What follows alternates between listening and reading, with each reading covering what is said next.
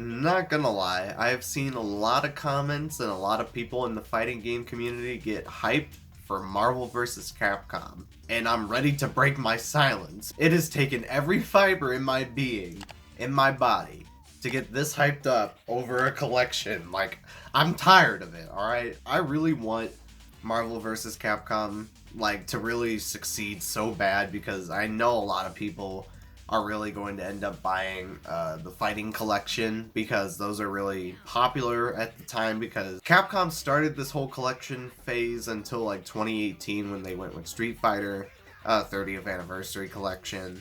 Then they did Capcom Fighting Collection, which was a bunch of other random games, and then now the official one we have now, which is Marvel vs. Capcom Fighting Collection, and a lot of people on the internet, including Maximilian, dude, are really, really excited. So yeah, there's actually been a lot of public outcry for this franchise to actually really come back and, you know, have a spot in the franchise, you know, because it's number one. It's actually a really big part of fighting game history. Now the chances of a Marvel vs. Capcom 4 are very possible. Like, this could be the one thing that could actually change fighting games forever, because everybody loves these games, and even the companies just go, hey, you know, it's possible.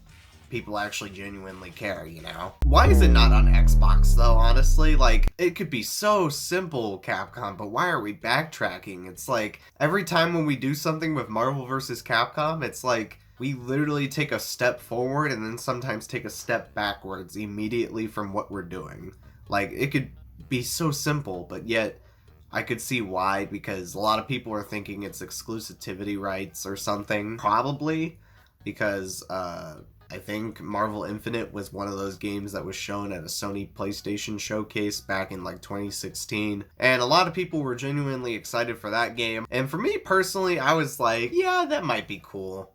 And then I heard a lot of things that didn't go too well. I heard that there was like only 30 plus characters at launch, and then the other half were going to be DLC before the game was even announced. Also, X-Men weren't even in it either, so it's like, the progress of putting other characters in just because of movie rights doesn't really excuse the fact of how, like, companies just, you know, do corporate meddling, you know? Sometimes even corporate meddling can even kill the biggest of franchises, and Marvel vs. Capcom Infinite was a prime example of that, because they did it at like the worst time imaginable when the MCU was at its peak. And now that the MCU sucks ass, now is the time for X-Men to make a huge comeback. So Disney kind of up a little bit here and there, but they're trying to at least get us back for what we're doing. But hey, I'm not complaining too much. X-Men 97 was really fun. I enjoyed it.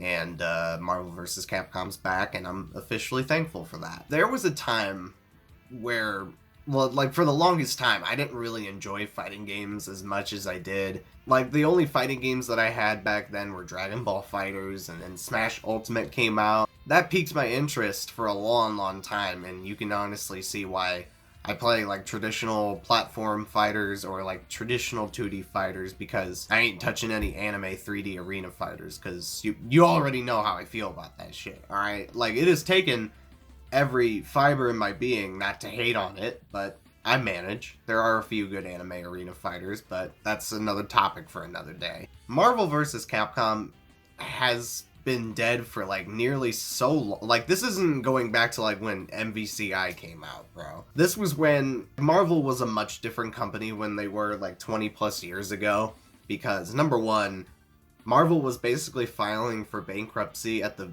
time when comic book sales weren't doing as much, and then I think they decided to collab with more companies, and then ultimately it sold a lot more copies, and a lot of people really liked Marvel too. And then it led into some really iconic moments in the FGC, which we got the GOAT himself. Justin Long! Well, he's not actually in the video, but he is the main reason why Marvel vs. Capcom 2 is so popular in the fighting game community, and number two, it is actually a really big part of fighting game history.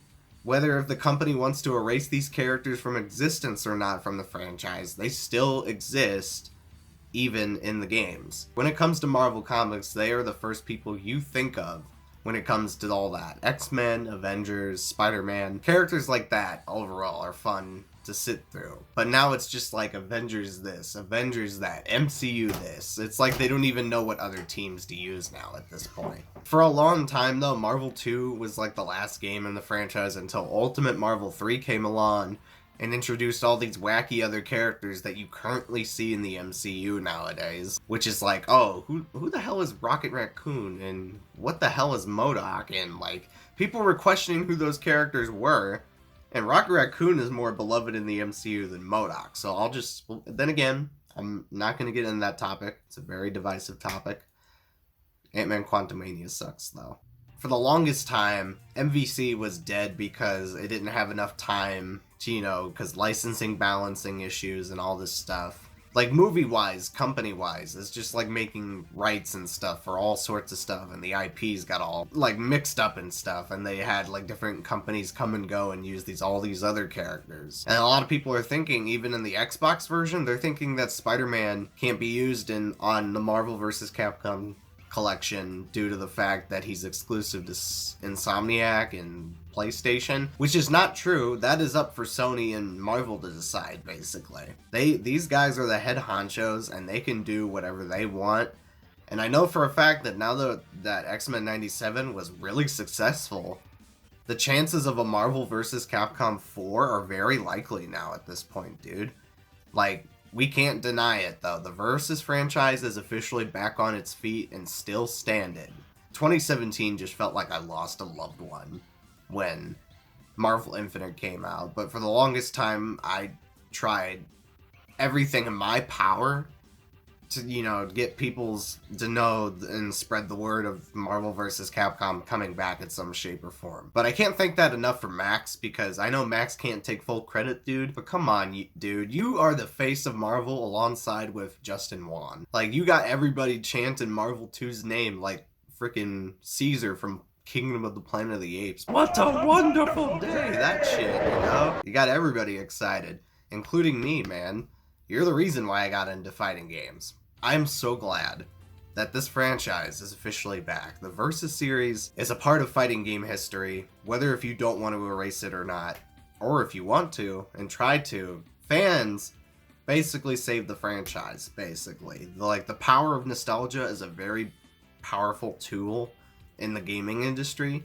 And a lot of companies know this, because why do you think we have so many like collections coming out now and like mini arcade consoles like Sega Genesis Mini and Super Nintendo? Now we have SNK Neo Geo Mini, like, bro. And a lot of people for years have complained about it, and I've complained about it for years, and I apologize to all the people that had to listen to that, because our words had to be heard, and they officially came and gone. And now Marvel vs. Capcom is free. Anyway, guys, I think that's about it for this video. How y'all feeling about this collection? How do y'all feel about my thoughts on this? Let me know down below. Yeah, I think that's about it, and we're gonna take you for a ride. So see ya.